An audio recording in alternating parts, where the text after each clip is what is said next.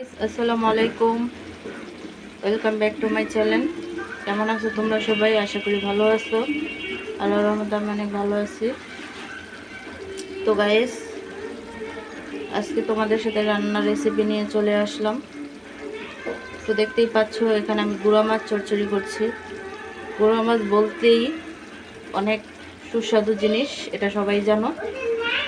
তো এখানে আমি লেবু পাতা দিয়ে গুঁড়া মাছ চচ্চড়ি করতেছি, যেটা ফ্লেভার অনেক সুন্দর বের হয়েছে। আমি মেখে ঝুঁকে তারপরে বসাইছি। তো লেবু পাতা দিলে অনেকটা ফ্লেভার ভালো আসে। তো গুঁড়া মাছটা দেখতেই পাচ্ছ। তো আমার চচ্চড়ি হয়ে গেছে। এখানে আমি কোপ্তা কারি তৈরি করব। তো তার জন্য আমি এখানে মাংস নিচ্ছি, সব মিক্স করাই আছে আমার, শুধু কোপ্তা কারিটা তৈরি করব।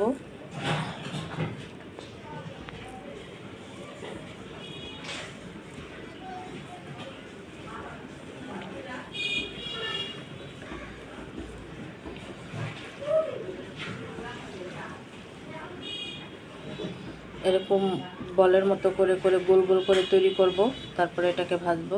তো একটা তৈরি হয়েছে।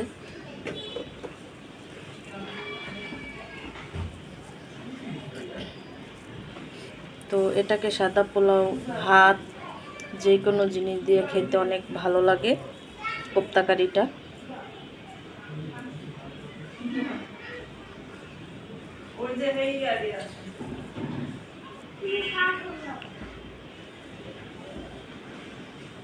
তো দুটা তৈরি হয়ে গেছে, এইভাবে আমি সম্পূর্ণটা তৈরি করব।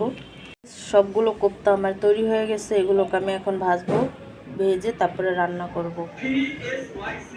বিগ বলগুলো ভাজার জন্য এখানে আমি তেল দিয়ে দিছি, তেলটা গরম হয়ে গেছে। এখানে আমি বিগ বলগুলো ছেড়ে দিব।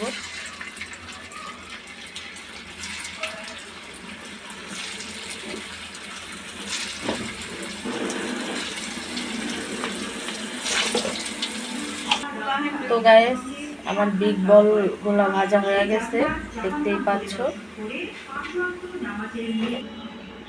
তো গাইস, আবার ছেড়ে দিচ্ছি বিগ বলগুলো ভাজার জন্য।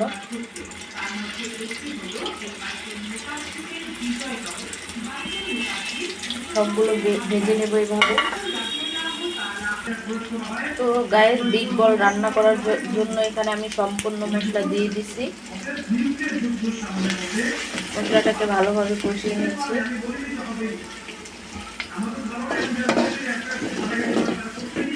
এখানে আমি একটু পানি অ্যাড করে দিব।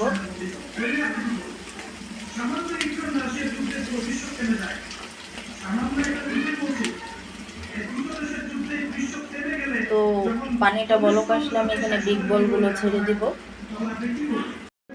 বিগ বলের ঝোলটা বলক আসা পড়ছে, এখানে আমি বিগ বলগুলো ছেড়ে দিব।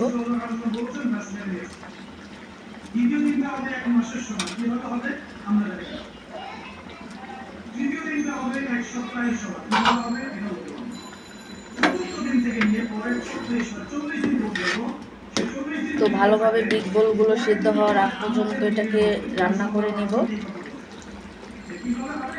তৈরি হয়ে গেল আমার কোপ্তা কারিটা।